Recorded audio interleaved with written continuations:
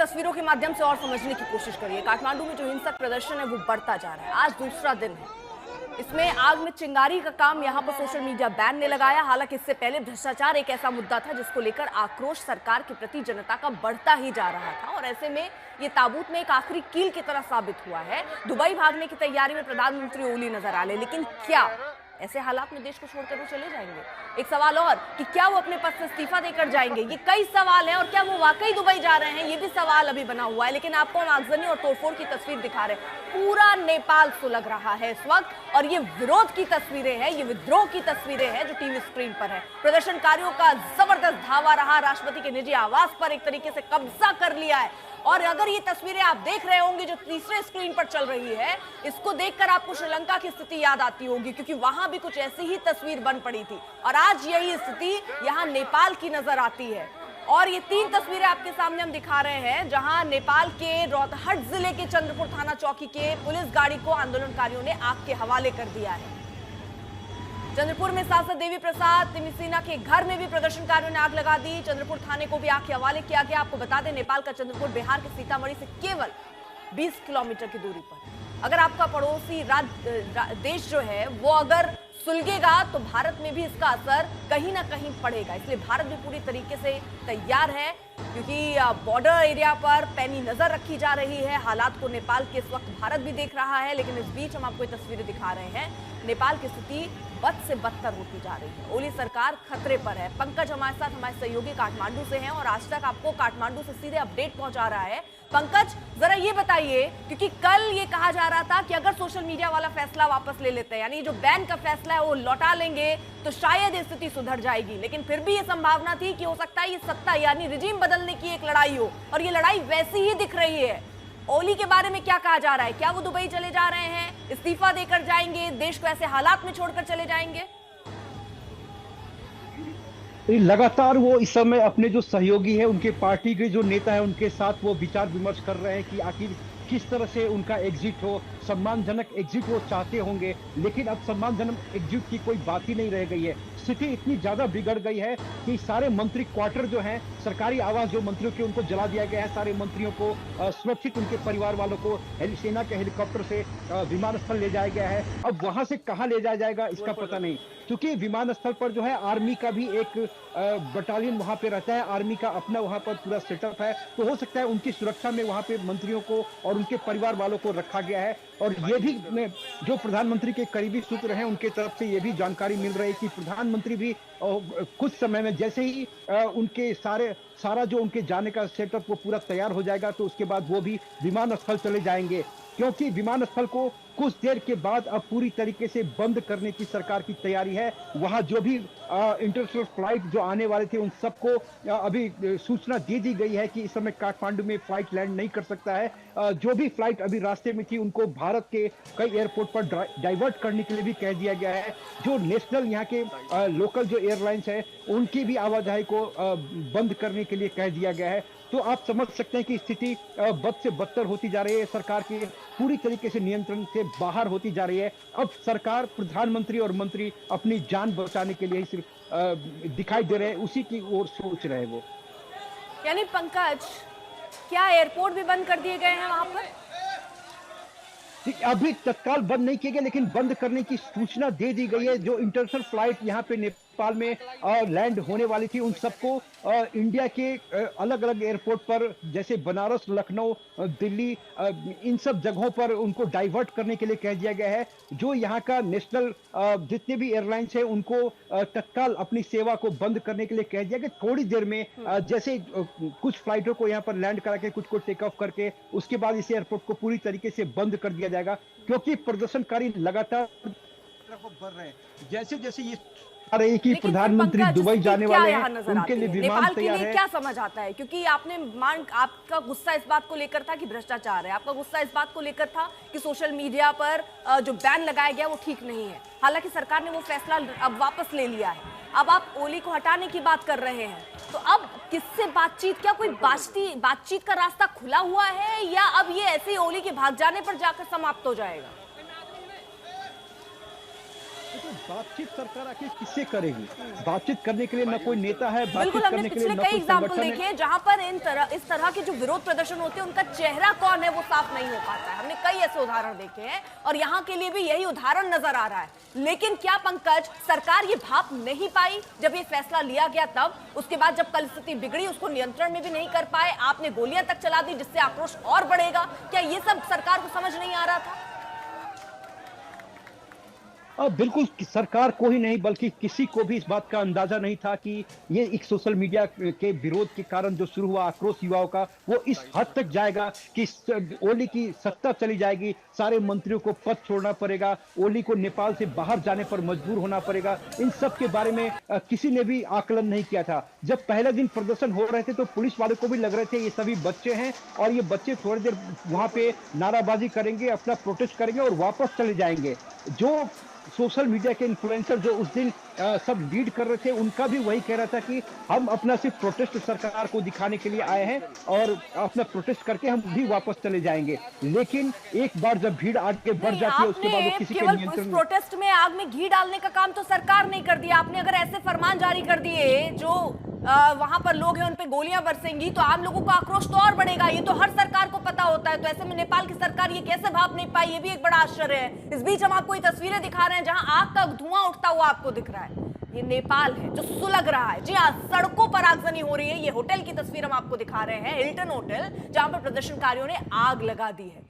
ये आक्रोश, ये गुस्सा, ये विरोध, ये विद्रोह अब बढ़ता हुआ नजर आ रहा है। नेपाल में बगावत कुछ इस कदर अब बरपी है कि आपको आसमान काला नजर आ रहा होगा, काले धुएं नजर आ रहे हैं क्योंकि गाड़ियों को आग लगाई जा रही है, होटल को आग लगाया जा रहा है, वहां अफरा तफरी की स्थिति है। नेताओं के घरों पर प्रदर्शनकारियों का धावा है। मंत्री हालांकि इस्तीफा दे रहे हैं लेकिन मंत्रियों को भी यहां टारगेट किया जा रहा है। अब स्थिति ये हो गई है कि कल तक ये कैबिनेट बैठक कर रहे थे, कल तक ये तय कर रहे थे कि क्या किया जाए, अब ये तय कर रहे हैं कि खुद को कैसे बचाया जाए। तो आज स्थिति नेपाल की कुछ ऐसी बन पड़ी है जहां अपनी जान बचाने के लिए मंत्री और नेता परेशान नजर आ रहे हैं। हालात तो अब किनारे हो गए हैं, पहले खुद को बचाने की यहां रणनीति चल रही है। लोगों को कैसे संभाला जाए, क्योंकि जब लोग ऐसे आक्रोशित हो जाते हैं, क्योंकि भीड़ का कोई चेहरा नहीं होता है, इस तरह जो विरोध हो रहा है इसका कोई चेहरा नहीं है। आप किसी को बुलाकर बैठकर बात करने के लिए तैयार सरकार भी नजर नहीं आती, लोग भी नजर नहीं आ रहे। यानी अगर सुलह की स्थिति है बनती है तो वैसी स्थिति के लिए प्रयास कोई हो ही नहीं रहा। और इसीलिए तस्वीरें कल भी आक्रोशित करने वाली थी, आक्रोश से भरी हुई थी और आज भी कुछ वैसा ही नजर आ रहा है। दो तस्वीरें टीवी स्क्रीन पर, नेपाल की स्थिति को इन दो तस्वीरों से जरा भाप लीजिए, किस तरह सुलग रहा है नेपाल। एक तरफ देखिए किस तरह काला धुआं, ये होटल की तस्वीर है जहां पर आग लगा दी गई है, वहीं दूसरी तरफ आप जलते हुए इस कार को देख रहे होंगे, यहाँ जो भी सामान है उनको जलाया जा रहा है। कम्युनिस्ट पार्टी दफ्तर में ही तोड़फोड़ की गई है, जो तस्वीरें हम आपको दिखा रहे हैं वहां कार बाइक सब जलाए जा रहे हैं। जबरदस्त सोचा जा रहा है ये प्रदर्शन और दूसरा दिन है लगातार ये आक्रोश। क्या ये आज ये आक्रोश की आग ठंडी हो जाएगी या अभी और लंबी चलेगी? संभावना लंबे होने की ही चल लग रही है क्योंकि ओली के बारे में कहा जा रहा है वो दुबई जा सकते हैं और ऐसे में नेपाल को ऐसे ही छोड़कर चले जाएंगे। जिस तरह के हालात बांग्लादेश में बने थे, याद होगा आपको, जिस तरह के हालात श्रीलंका में बने थे, वैसे ही हालात अब नेपाल में बनते हुए नजर आ रहे हैं। यहाँ भी रिजीम चेंज यानी सत्ता परिवर्तन के लिए अब लोग सड़कों पर हैं। अब ये मंत्रियों की सुरक्षा के लिए हेलीकॉप्टर लगाए गए हैं क्योंकि वो सुरक्षित नहीं है। जितने प्रदर्शनकारी हैं वो नेताओं मंत्रियों के आवास की तरफ बढ़ रहे हैं, प्रधानमंत्री आवास की तरफ बढ़ रहे हैं और उसके बाद हेलीकॉप्टर से किस तरह उन्हें सुरक्षित किया जा रहा है। हो सकता है इनमें से बहुत सारे नेता मंत्री ऐसे होंगे जो अब तक निकल लिए होंगे, लेकिन बहुत ऐसे होंगे जो अभी निकलने के प्रयास में होंगे। तो प्रधानमंत्री आवास यानी निजी आवास जो उनका है उसके बाहर की हम तस्वीर आपको दिखा रहे हैं, कैसे वहां आग लगा दी गई है, धुआं उठता हुआ आपको नजर आ रहा है। ये नेपाल सुलगता हुआ प्रधानमंत्री के निजी आवास तक अब इसकी आंच पहुंच चुकी है।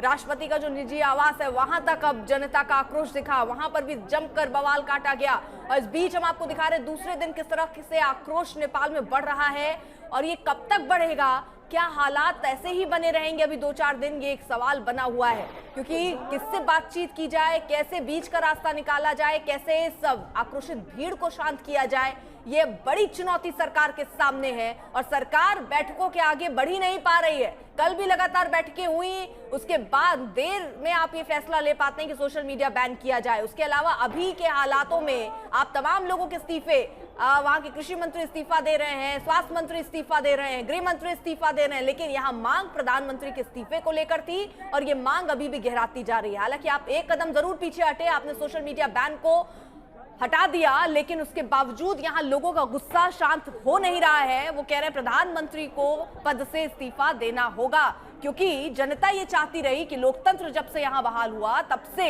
यहां एक स्थिर सरकार हो, जो कि नेपाल की जनता को नहीं मिला। ऐसे दौर बढ़ते रहे और उसके बाद अब फिलहाल लोगों का गुस्सा और बढ़ गया जब हालात सोशल मीडिया बैन पर रहा। 2 तारीख को समाप्त हो रहा था, उसके बाद से ही अब सड़कों पर लोगों का पहुंचना शुरू हो गया।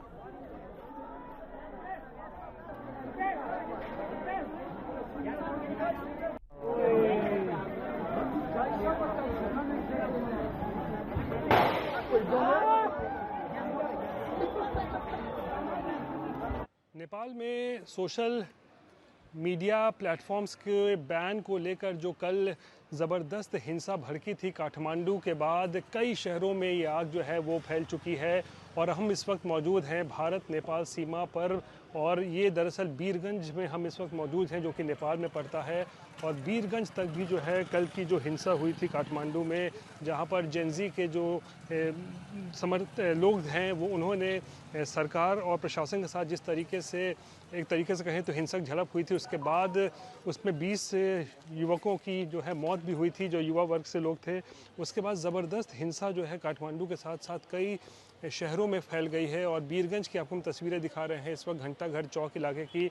देखिए किस तरीके से कल शाम यहाँ पर दरअसल हिंसा भड़की और उसके बाद आनन फानन में प्रशासन ने यहाँ कल रात 9 बजे से आज सुबह 9 बजे तक के लिए कर्फ्यू लगा दिया था। लेकिन आज एक बार फिर जब सुबह से हिंसा एक बार फिर भड़की और प्रदर्शनकारी रह कर घंटाघर चौक पर पहुंच रहे हैं और लगातार पत्थरबाजी कर रहे हैं और आगजनी कर रहे हैं, तो उसको लेकर प्रशासन ने एक बार फिर से जो कर्फ्यू की मियाद थी उसको बढ़ाकर शाम 6 बजे तक के लिए कर दिया है। यानी शाम 6 बजे तक अब कर्फ्यू लगा हुआ है बीरगंज में। और आप देख सकते हैं चारों तरफ जो दुकानें हैं वो पूरी तरीके से बंद हैं और सड़कें जो हैं वो बिल्कुल सुनसान हैं। हालांकि कुछ प्रदर्शनकारी जो हैं वो सड़क पर नज़र आ रहे हैं। और इस तरफ देखिए किस तरीके से सड़क के बीचों बीच मेरे पीछे आप देखिए यहाँ आगजनी की गई है और चारों तरफ आपको धुएं का जो गुबार जो है वो नज़र आ रहा होगा। ये काला धुआं जो है आपको दिख रहा होगा और सड़कों पर हर तरफ जो है वो पत्थर बिखरा पड़ा है। साफ तौर पर दिखा रहा है किस तरीके से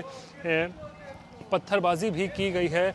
और पुलिस के लिए एक बहुत बड़ी चुनौती और सरकार के लिए बहुत बड़ी चुनौती बना हुआ है ये पूरा जो आंदोलन इस वक्त चल रहा है पिछले 2 दिनों से। क्योंकि जो बताया जा रहा है कि जो जेनजी की मांग केवल सोशल मीडिया प्लेटफॉर्म पर जो बैन लगाया था उसको हटाने की नहीं है, बल्कि बताया जाता है कि जिस तरीके से भ्रष्टाचार व्याप्त है, महंगाई जिस तरीके से नेपाल में है, उसको लेकर सरकार से लोगों की नाराज़गी ज़्यादा है। और इसीलिए इस तरीके के जो हिंसक प्रदर्शन जो है वो काठमांडू के साथ साथ नेपाल के कई शहरों में देखने को मिल रहा है और कई शहरों में जो है वो कर्फ्यू लगाया गया है। और बीरगंज की तस्वीर हम दिखा रहे हैं कि किस तरीके से नेपाल का बीरगंज भी जो इस वक्त है वो इस पूरे जो हिंसा। रोशन कुमार सिंह हमारे साथ हमारे सहयोगी काठमांडू से इस वक्त जुड़ चुके हैं। रोशन, आपके पास क्या डिटेल्स, कैसे सुधरेंगे हालात, क्या स्थिति बनी हुई है अभी?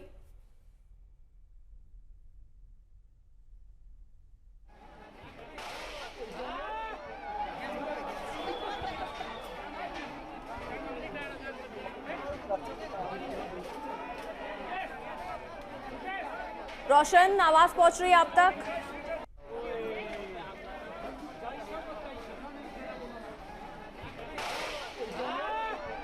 बोलिए रोशन। आ रही है रोशन, अगर आप सुन पा रहे हो तो जरा हालात बताएं किस तरह के बने हुए हैं। हालात भी बहुत ही खराब स्थिति है अभी यहाँ का। और ये तो एक जगह का अभी आप देख रहे हो, इससे भी बुरी हालत अभी एक जो इस एरिया को जो है लाजिम पाट एरिया बोलते हैं, यहाँ पे सारे एम्बेसी वगैरह इसी रोड पे हैं। और अभी युवा जो है काफी संख्या में आ रहे हैं पीछे से, अभी यहाँ पे और भी भीड़ लगेगी। हालात जो स्थिति है बहुत बद से बदतर हो रखी है अभी फिलहाल के लिए, बहुत ही ज्यादा।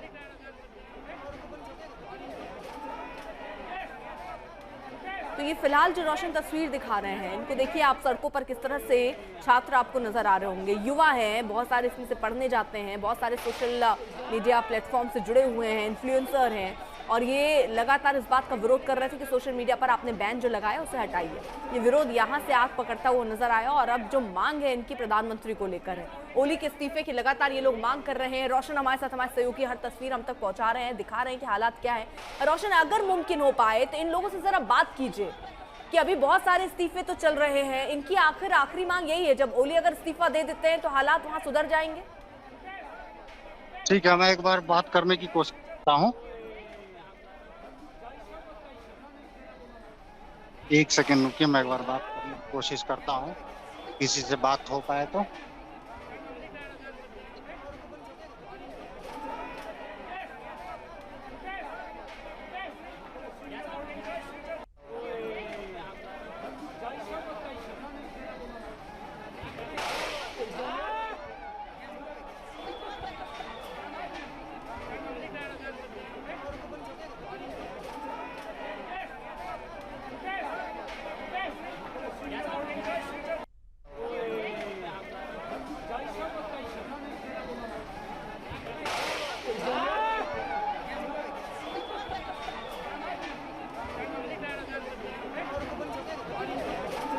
रोशन, जरा ये भी दिखाई कि धुआं कहां से उठ रहा है, जरा आगे चलकर अगर मुमकिन हो तो तस्वीर दिखा पाए, वहां क्या आगजनी की गई है।